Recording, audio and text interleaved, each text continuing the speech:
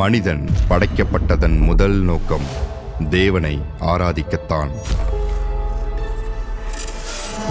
கடவுளையும் மனித வாழ்க்கையையும் இணைக்கும் பாலம் இசை என்பார் இசை மேதை பீத்தோவன். ஒரு மனிதன் இறைவனை எப்படி ஆராதிக்க முடியும்? இசையாலோ, வரிகளாலோ, துதியினாலோ மட்டுமல்ல, தன்னையே கடவுளுக்கு முன்னால் அர்ப்பணித்தலே உண்மையான ஆராதனை.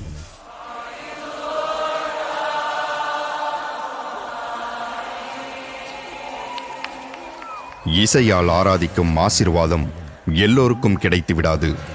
ஆனால் தேவன் தெரிந்து கொண்ட ஒருவர் இசையால் எந்த எல்லைக்கும் சென்று அனைவரின் மனதையும் வென்று மக்களை கடவுளுக்கு முன்பாக ஒருங்கிணைப்பது வார்த்தையால் விவரிக்க முடியாத அதிசயம்.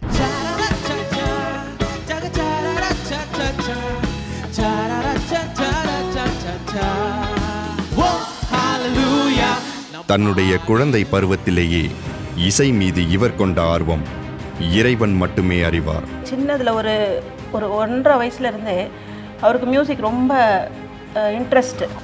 வீட்டுக்குள்ளே போய் கிச்சனில் இருக்கிற கிண்ணம், கரண்டி, தட்டு எல்லாத்தையும் எடுத்து கவுத்தி போட்டு வச்சுட்டு அடிக்க ஆரம்பிச்சிருவாரு. எங்களுக்கு அந்த நாட்டில் வந்து அது ரொம்ப இரிட்டேஷனாக இருக்கும். எங்களுக்கு அந்த நேரத்தில் அது புரியலை. நாளடைவில் அவனுக்குள்ள அந்த ஆண்டவருடைய இந்த மாதிரி தான் அப்படிங்கிறத புரிய வந்தது. அன்று இறைவன் இவருக்கு கொடுத்த ஆசீர்வாதம்தான் இன்று இசை மூலமாக பலருக்கும் ஆசீர்வாதமாக திகழ்கிறார் இவர்.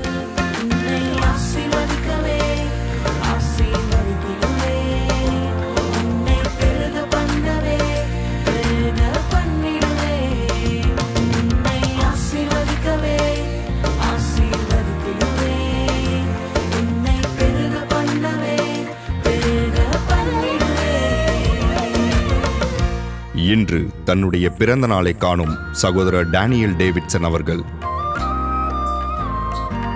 இவரை பற்றி பெரும்பாலும் தெரியாதவர்களுக்கு ஞாபகம் வருவது அவருடைய அமைதியும் குறும்புத்தனமும் தான். Hey guys, welcome back to தெரியும் என்ன ஷோன்னு. நீ ஸ்டார்டிங்ல சொல்லாம விட்டுட்ட, அப்ப திரும்பி பண்ணலாம். அப்புறம் ப்ரோமோல தப்பா போடுவோம். திருப்பி அது இந்த இந்த ப்ரோக்ராம் முடியும் போது ஸோ மறந்துட்டேன். ஸோ என்ன ரூல்ஸ் அப்படின்னா, நாங்கள் கொஸ்டின் கேட்போம், நீங்கள் ஆன்சர் சொல்லணும். ஐபிஎல்க்கு ஃபுல் ஃபார்ம் என்னது? Indian premier league. Indian praise the lord. எல்லாம் ஷேர் மேலே ஏறி நில்லுங்க. சும்மா சொன்னேன். அவரை பற்றி தெரிந்தவர்களுக்கு மட்டுமே தெரியும் அவரது இசையின் தனித்தன்மையும் அதன் மேல் கொண்ட ஆர்வமும். There's so much to tell about Danny. To put it in brief, he is so talented, loving, and he maintains discipline in whatever he does, and he expects the same discipline with others as well. Danny can play any sport. I've seen him play cricket, random, and each and every sport that he plays. That also talks about how committed he is in all these things. இவரின் தனித்தன்மை இதுதான் என்று ஒன்றை மட்டும் சொல்லிவிட முடியாது.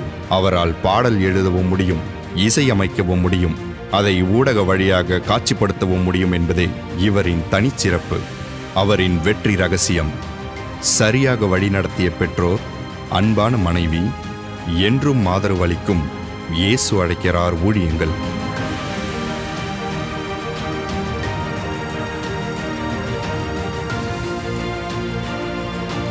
வாழ்க்கையில் சோர்ந்து போகின்ற ஆத்துமாக்களுக்கும் முக்கிய தருணங்களிலும் போராட்டங்களிலும் நம்மை ஆறுதல் படுத்தி கரை சேர்ப்பது ஆண்டவரின் வார்த்தைகளும் இயேசு அழைக்கிறார் பாடல்களுமே. ஆவியாம் என்னை பிள்ளையாய் மாற்றிட இயேசு மரித்தாரே. பாடல்கள் என்றால் செவிகளின் வழியாக நம் மனதிற்குள் நுழையும் ஆக்சிஜன். டேனியலின் இசை கொண்டோமே இயேசு நாமத்திலே, சாத்தானை முறியடித்தோமே. இசையின் வழியாக மக்கள் மனதை ஆறுதல் படுத்தும் டேனியல் டேவிட்சன் மென்மேலும் பல சாதனைகளை புரிய இந்நன்னாளில் வாழ்த்துகிறோம்.